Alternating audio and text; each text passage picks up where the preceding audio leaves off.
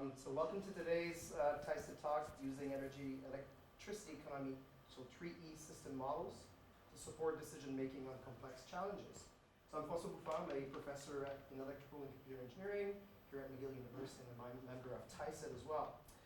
Today's talk is co-hosted in partnership with the McGill Center for Innovation in Storage and Conversion of Energy, McICE, and we want to thank our sponsors, including the Trottier Family Foundation, TD Bank, among others, whose support makes these seminars possible. And before we begin, on behalf of TISED and McICE, I would like to acknowledge that McGill University is located on land which has long served as a site of meeting and exchange amongst Indigenous peoples. We acknowledge and thank the diverse Indigenous peoples whose presence marks this territory on which peoples of the world now gather. So a few housekeeping notes. So I would like to ask the audience in the room to please stay in their seats during the talk and avoid taking photos as it's distracting our presenter. The presentation is being recorded and will be available on TISED's YouTube channel, and all registrants will be notified when the recording is ready, and we will have Q&A period at the end.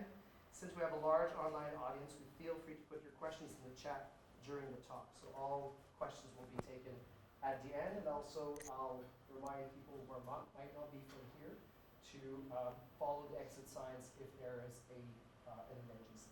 Okay, so follow the leaders. Jeff is there. I'm there. We will lead you, escort you to the closest emergency exit. And then, obviously, here we're going to be talking about our presenter, our speaker. It gives me great pleasure to introduce to you Dr. Kathleen Vaillancourt. She's a professional entrepreneur with 20 years of experience in 3E, so energy, economy, and environment, system modeling, and consulting. She is the president and founder of ESMIA and is the main instigator of the North American Times Energy Model, NATEM, a crucial tool for many decision makers throughout North America. And so she leads projects that develop and apply energy system models for supporting governments, utilities, consultants, and private companies globally in tackling complex energy challenges. So please help me welcoming Dr. Vaillancourt.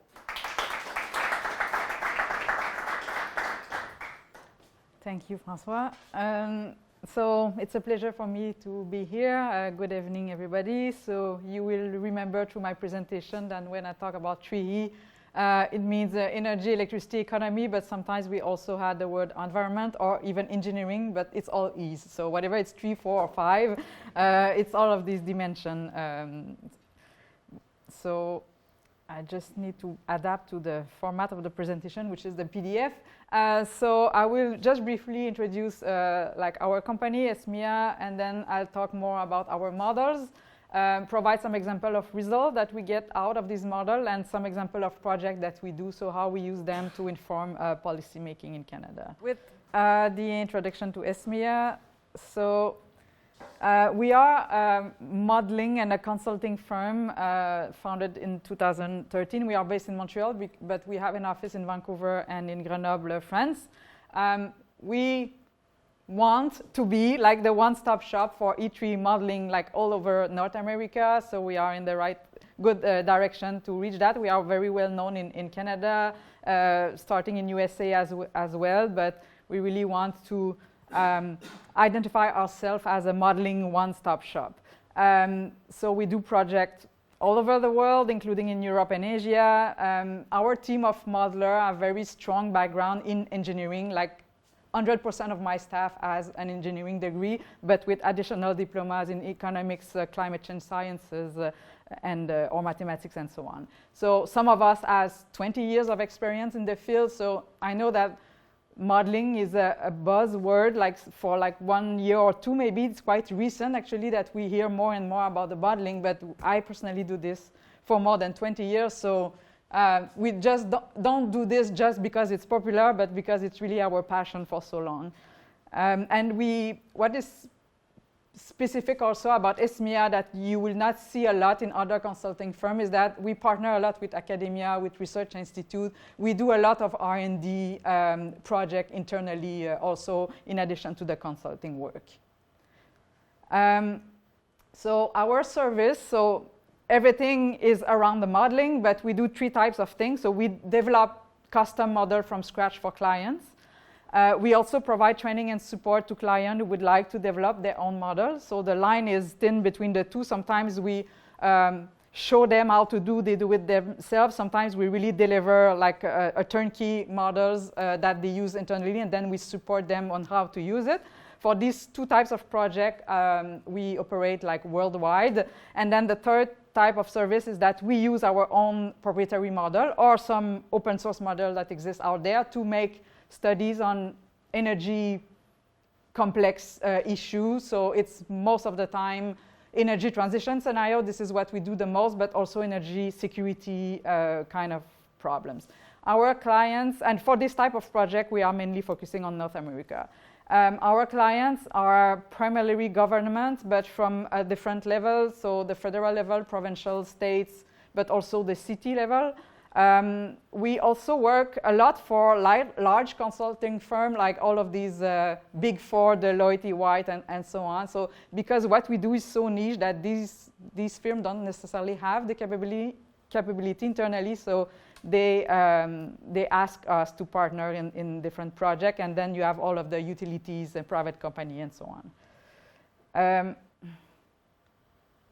I would like also to mention that we have a very strong collaboration with the International Energy Agency.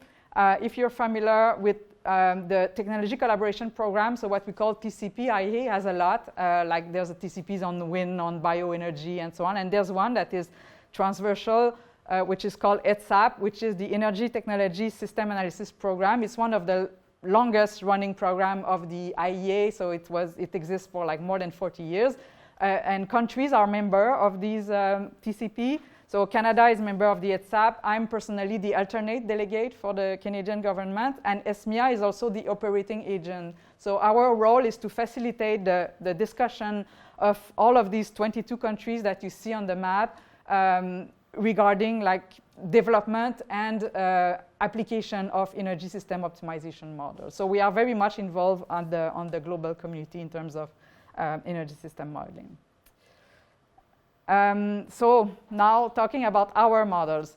So we have multiple models internally, like the core one, the center one, not because it's more important, but I mean, it's my favorite because it's my personal background, which is energy system optimization, and it's also from where, so this is the one in the middle, so this is from this model that all of our studies starts actually. So NATEM, so for North American Times Energy Model, is energy system optimization, what we call economy-wide. So I will talk more about this model in the presentation and just only briefly introduce two of the others, which is NAGEM. NAGEM is our macroeconomic model, and then the Rate Vision, which is an energy price impact model. So if we do a very, very simplified classification of 3E models, so this is a kind of limited classification, but it helps to understand when we talk about E3 modeling what we talk about exactly. So you have at one extreme, which is the y-axis, in terms of energy detail, you have what we call bottom-up models. So these models represent energy system in very much detail, but it's partial. You will not capture the whole economy. It's focused on energy on energy only. At the other extreme, so at the bottom, full economy. On the opposite, it will model the whole economy, but energy system will be represented in a much more aggregated way, let's say.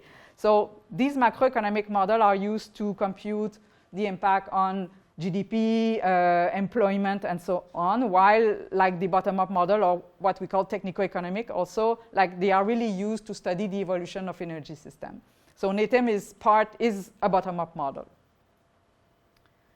And if we split again this category in two, you have simulation model and optimization model. And there's something that is very important to remember here is that optimization will have like embedded algorithm to provide a response depending on a decision criteria like that I will talk about briefly. And it helps you to see the optimal configuration of the energy system under certain constraint, policy constraint, and so on.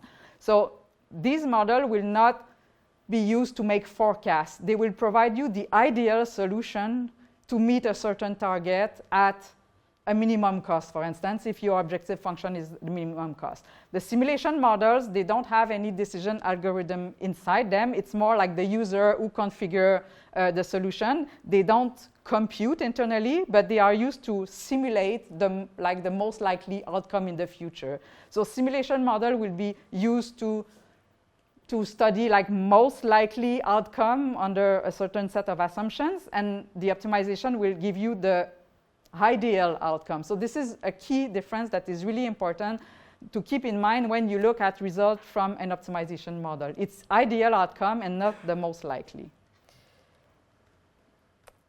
So I don't know how familiar you are with optimization all here, but this is just a very simple explanation, like the way we see it and the way we use optimization. So it helps you to transform a problem like to formulate mathematically like a decision-making problem. And the optimization program will have 3 main components, let's say. So the first one will be decision variables. So these are the unknown that you want your model to provide you with an information, a quantitative result. So these are the decision variable. Then you have the objective function, which is a criteria to be minimized or maximized. In our case, our objective function is to minimize the total cost of the whole energy system that you model.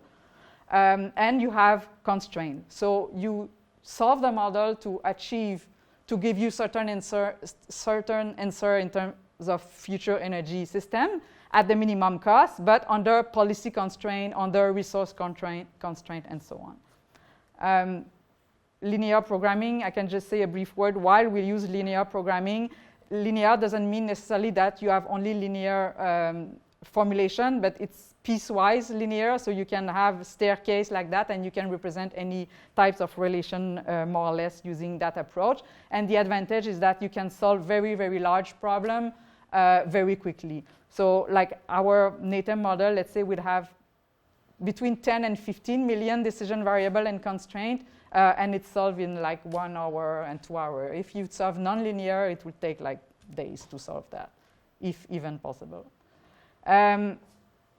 So the origin of NATEM is built on the TIMES model generator. So TIMES is really the model generator that's supported by the ETSAP program of the International Energy Agency that I mentioned earlier, that exists for 45 years, as I said.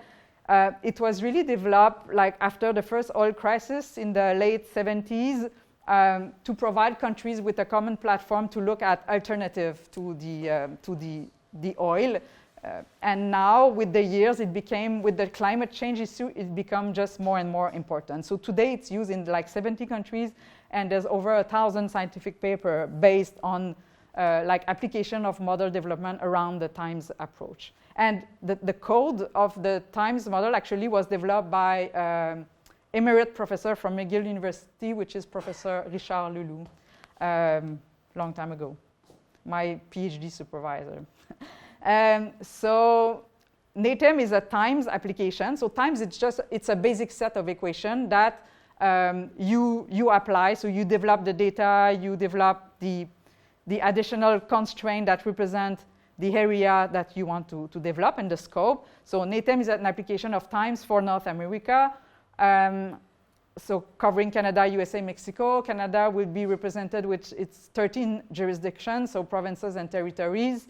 And the time resolution also is very flexible. So our database are annual, but at the time of solving, you can use different time period definition.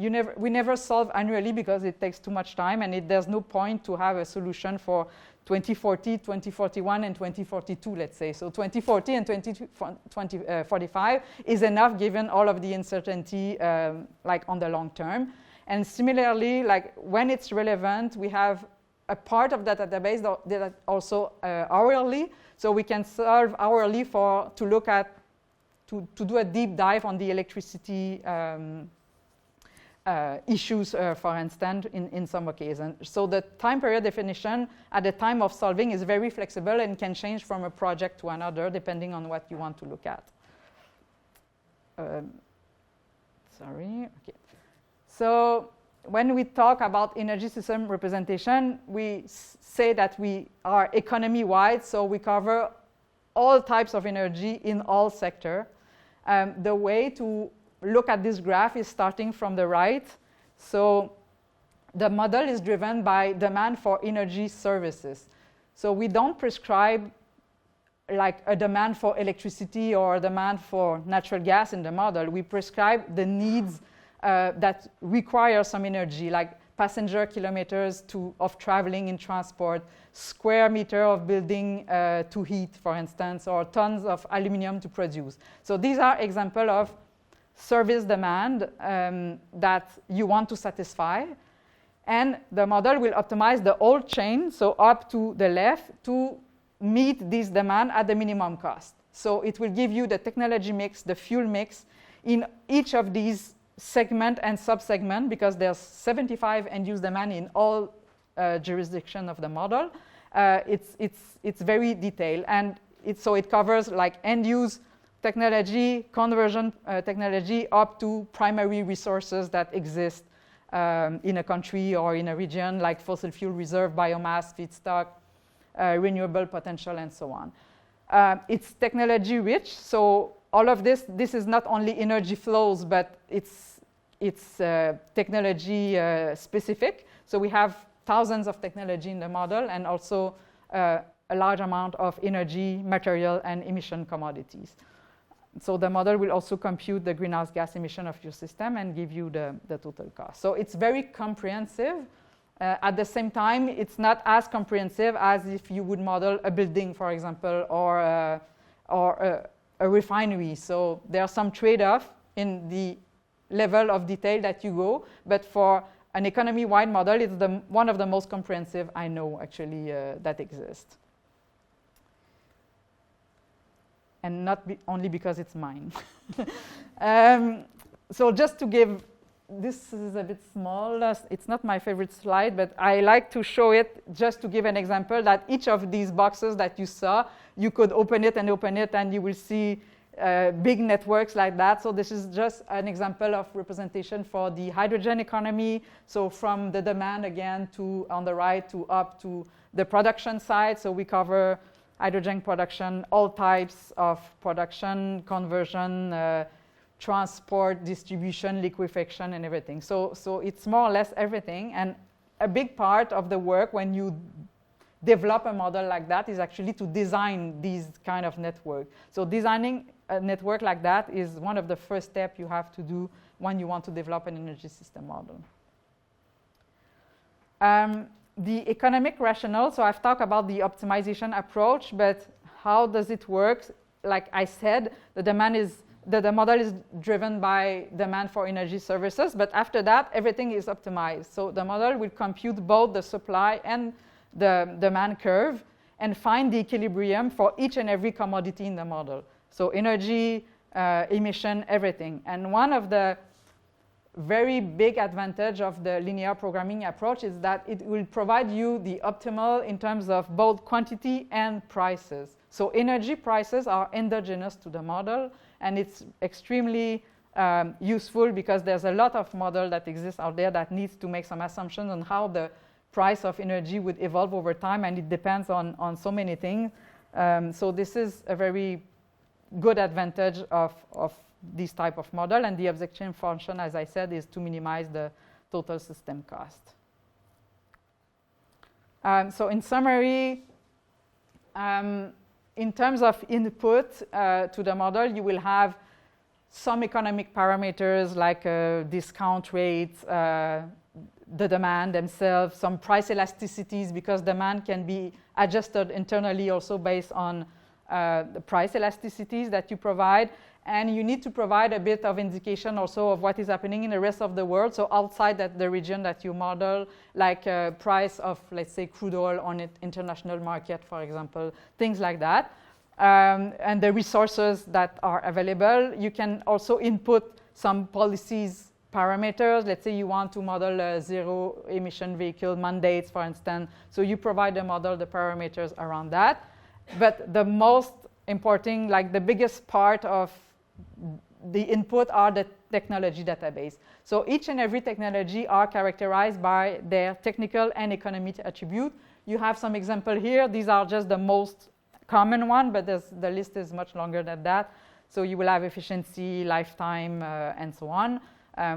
Input, output shares, because technology can be represented in a very flexible ways also, and the model can even optimize the input that enter a technology and the output as long as it's realistic, obviously. And then in terms of economic, you have the investment cost, fixed operation cost, and so on, hurdle rates, market shares. You can have different cost information that the model used to compute all of the equilibrium. And the decision variable, so the unknown, the response that you want to get from this model will be the optimal investment, planning in terms of technology, like technology capacity. It will also determine like the optimal annual activities of the technology, adjust demand based on price elasticity, compute marginal price of energy. As we said, it's an output of the model. All of the pattern in terms of energy, import, export. So everything that is energy trade within the region of the model will be optimized. And of course, the total discounted system cost. I will provide some example in a minute. So how we maintain all of that, because it's always a question we get, how you be able to maintain database because the data are changing all the time. I'm sure like you study energy, so you see a new report every day almost published. So it's a huge part of the work, and I prefer to be transparent on that, because if you want to apply for energy system modeling position at ESMIA, be aware that you will do a lot of data work also. You will not build algorithm and equation all day long. You will also do like data work. But we have also a lot of help from outside. Like I said, we are involved in a lot of research projects. There are some PhD and master's students and even some internship that use our model. So we welcome them at ESMIA. We give them access to our model or a portion of it. And then in exchange of that help and that support that we provide them, they help us with some data work also. We have some collaboration with some of the labs like CanMet Energy. We have also project funded by the National Research Council of Canada that help us also to work on the data while we do our consulting project. We participate to all of these multi-modeling comparison exercises that exist, like the EMF one in the US and also the Energy Modeling Hub here in Canada. So this one doesn't necessarily help with data work, but it helps with benchmarking your results. So you compare your results with others.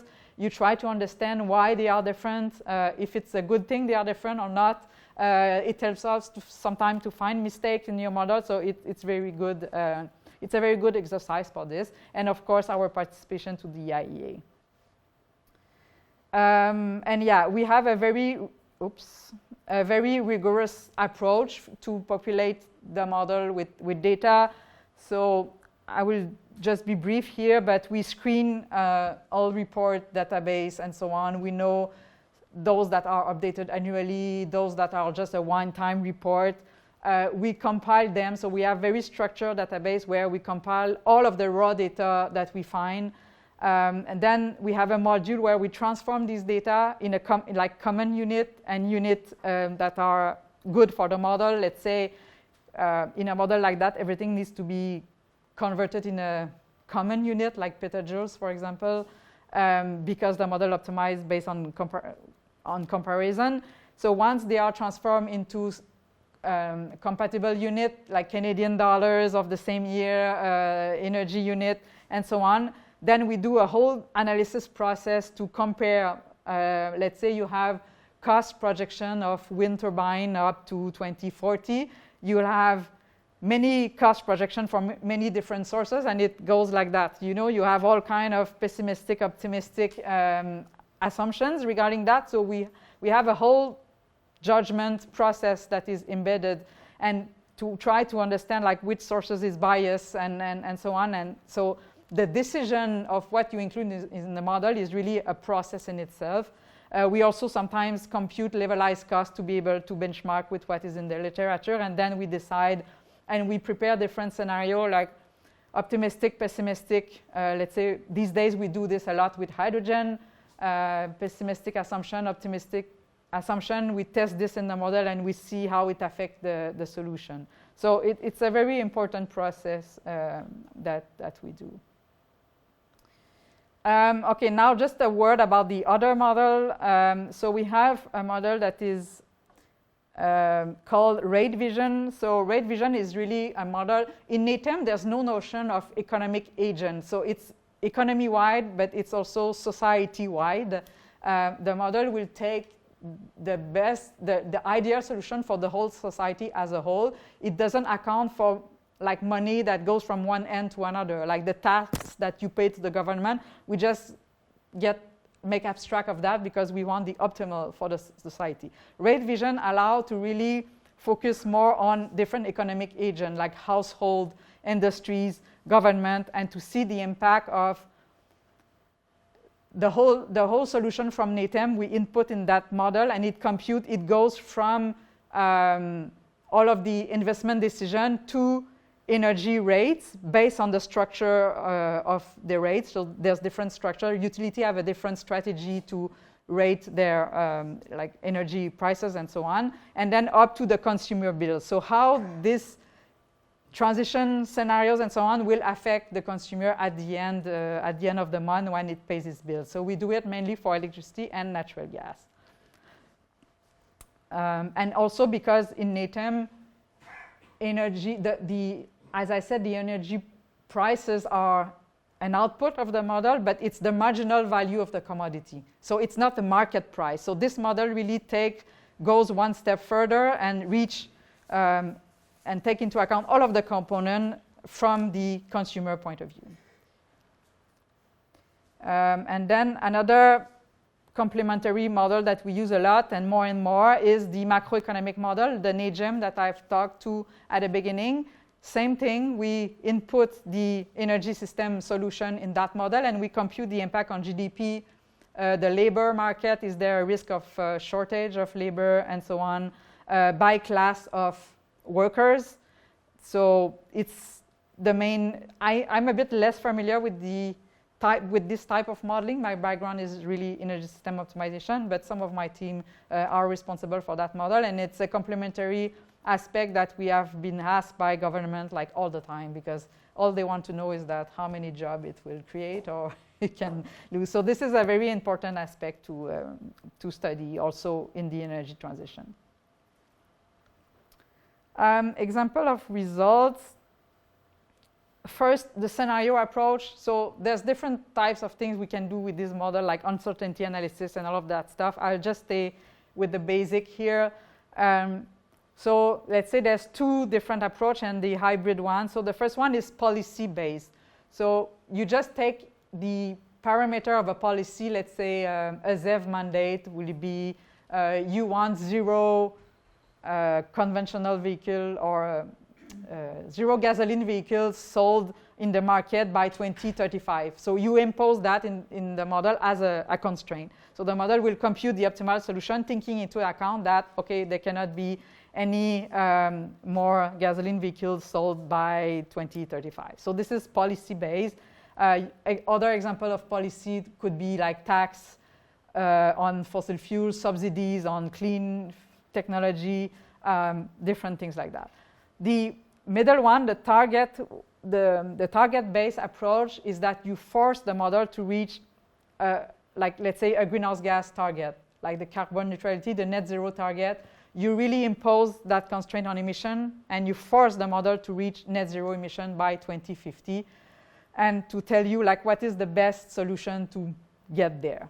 And the third one, which is the one that we use most of the time, is the hybrid one. So you have the policy, but the policy that exists today are not enough to meet the net zero. So on the top of this policy, we just put the greenhouse gas target to meet the net zero goal.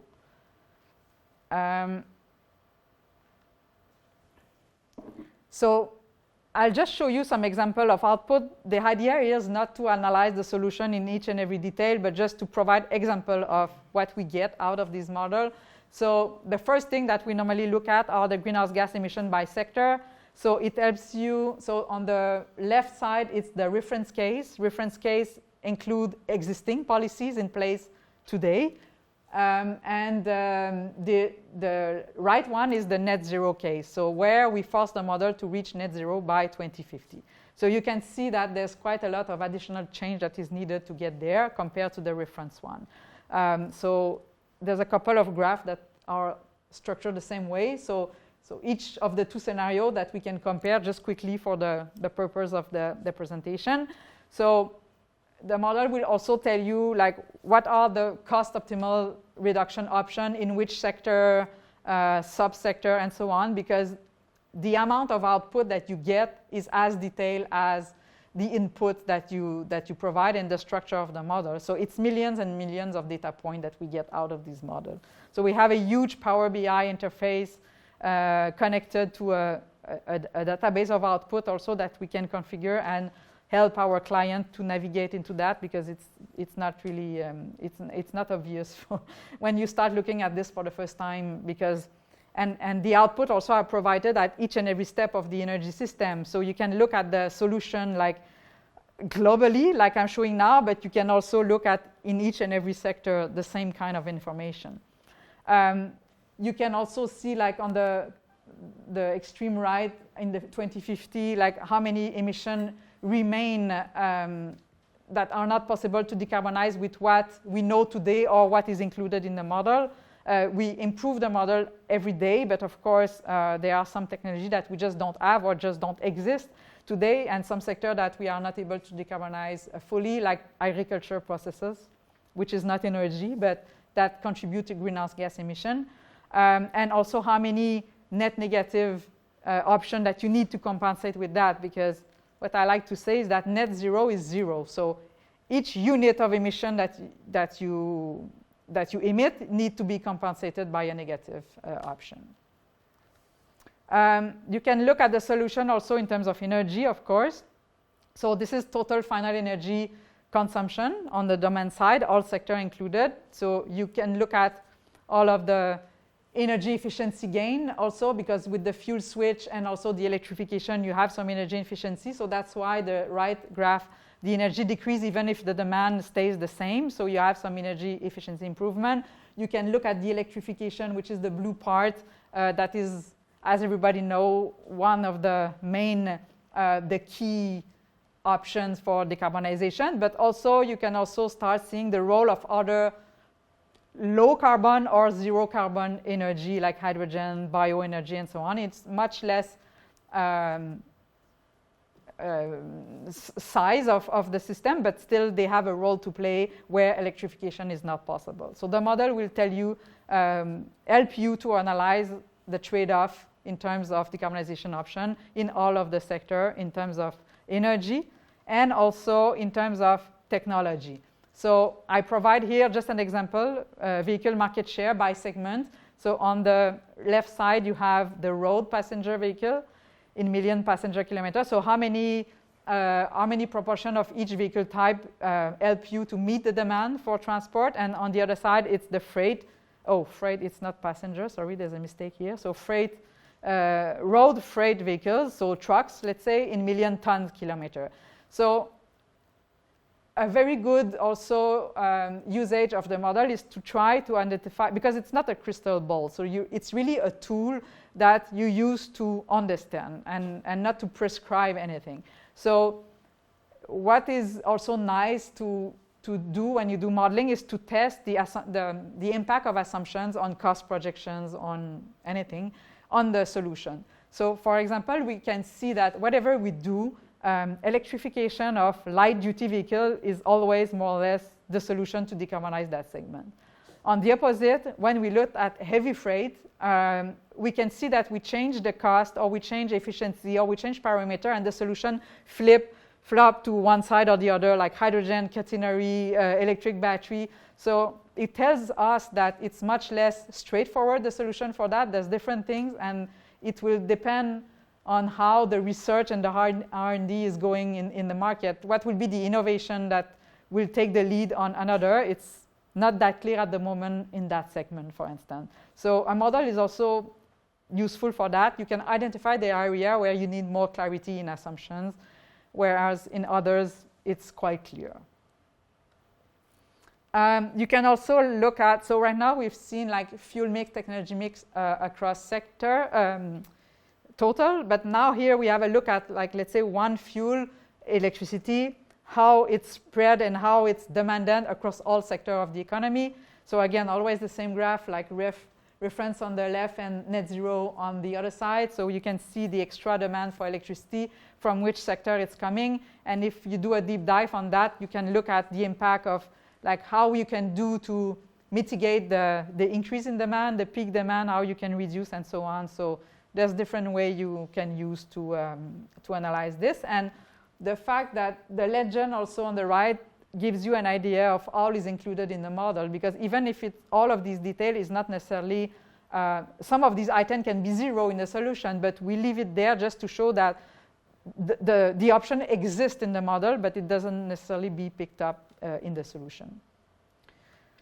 So as you see, like we explore the solution starting from the right side of the energy system that I showed at the beginning up to the resources. So now we are in the conversion segment. The model will also, like the electricity generation mix, capacity expansion. If you have heard that term, this is one of the things that our model is doing. So capacity expansion for electricity, but for also hydrogen and all of that. So there's multiple ways you can generate the electricity. The solution will be very, very dependent on the region that you do. This is just, I think this was one of the provinces. We removed the y-axis because it's not public yet. It will become soon, but so that's an example. And then I think that's reaching the other extreme of the reference energy system, which is the primary resources.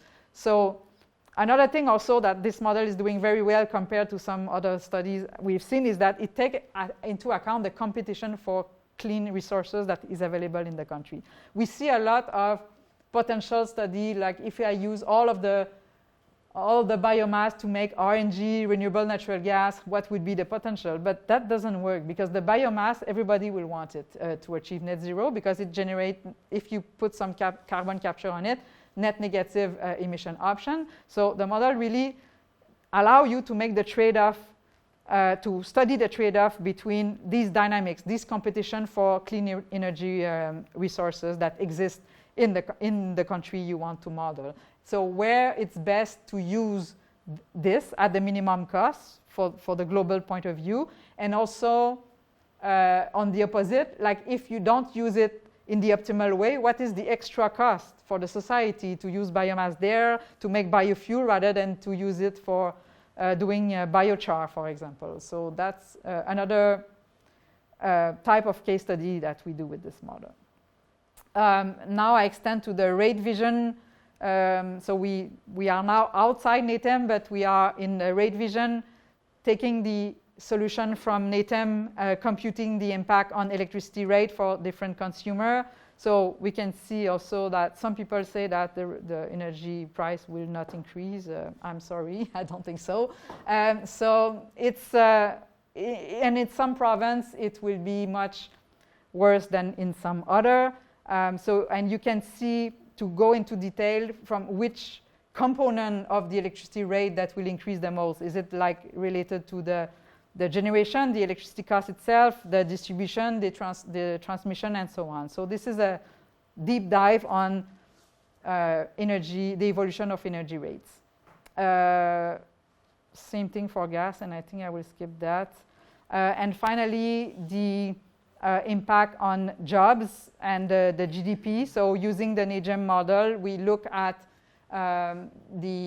let's say a net zero solution, optimal solution from NATEM, and we see like how many, what is the impact on jobs across the different sectors of the economy.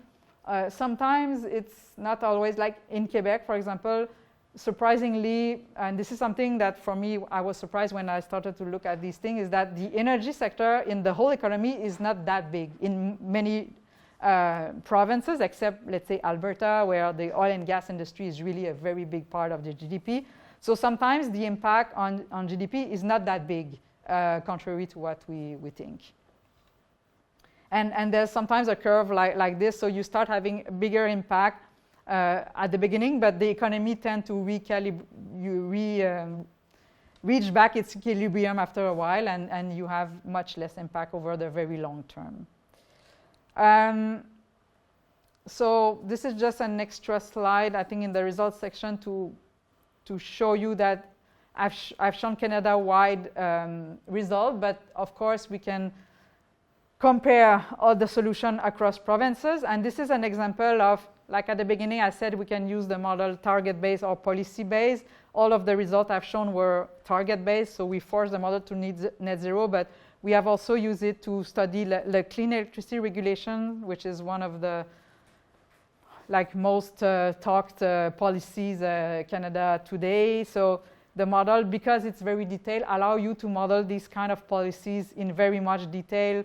We model power plant like one by one, in even unit by unit when it's a big one. So we can really capture the potential for retrofitting power plant and to model each and every component of the policy in many detail and to look at the impact on the province.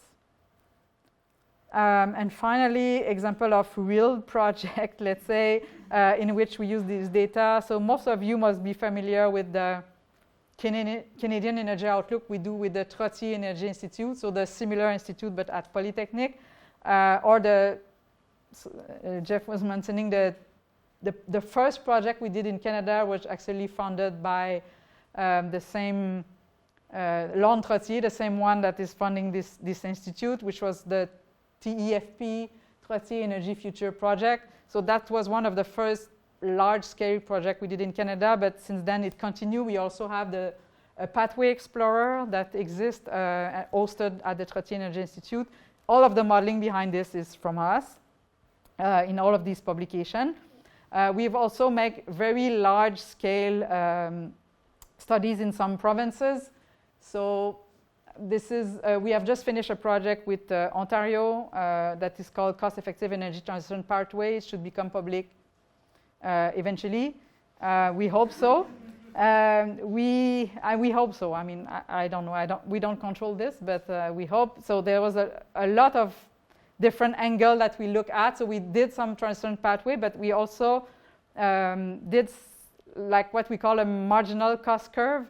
So the graph you see here, it's another way to use the model. So you impose, let's say, an increasing tax on carbon or an increasing target on carbon, and you look at the solution for the same year. So let's say this is all 2050 result with an increasing tax on carbon, and you see how it evolves.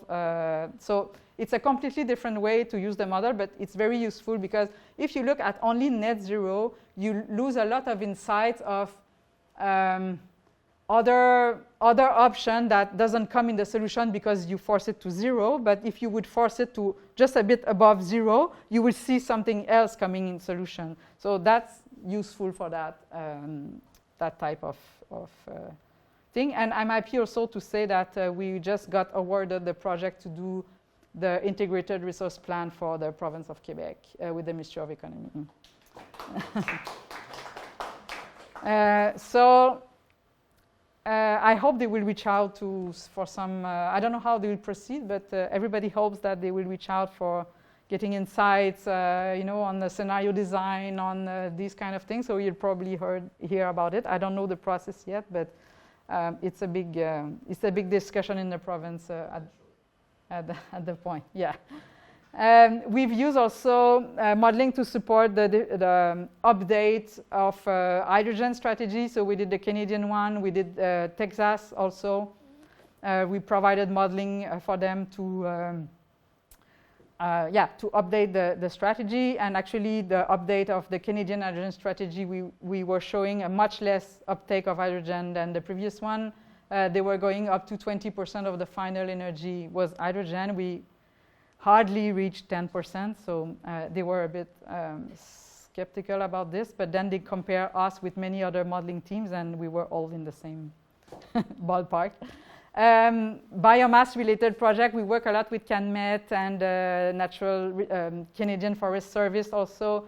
So all of how can use biomass as material also in addition to energy. So we do a lot of work on this. This is one of it's a very, very interesting topic because it's evolving quite quickly, and whether you include in your model option for using biomass as biochar or as material for like construction material, for example, it changed a lot the solution because it captures CO2 for a much longer time than, of course, when you burn it, which is releasing immediately.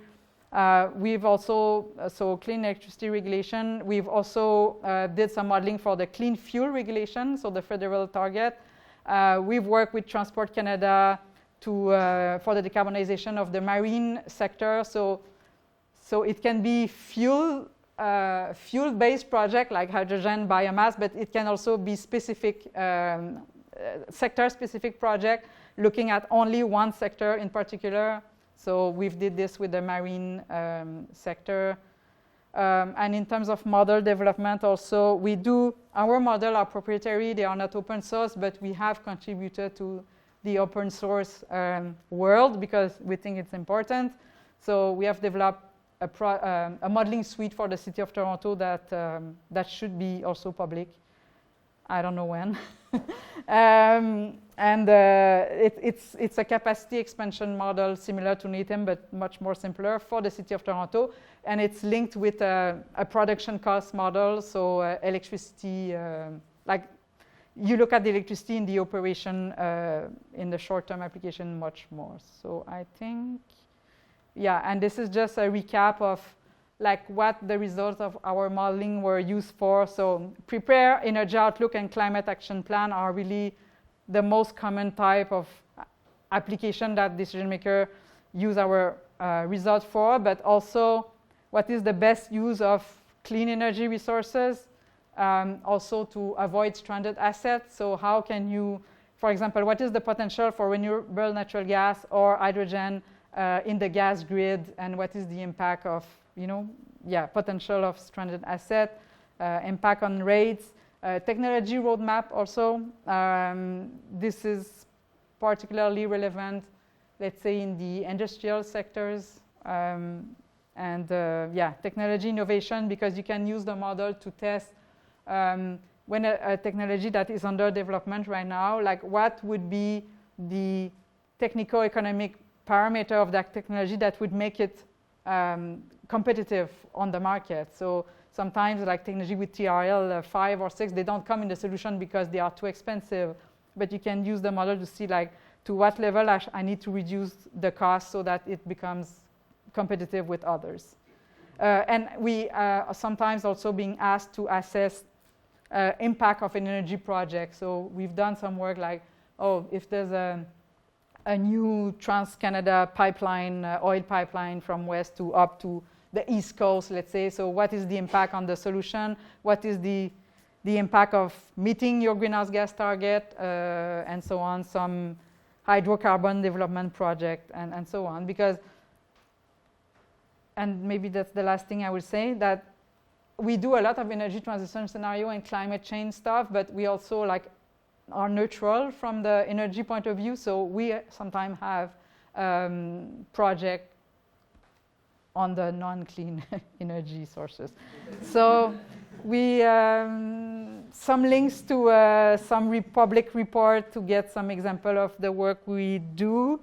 I will let you the slides, so I guess you will have access to that. And that's it.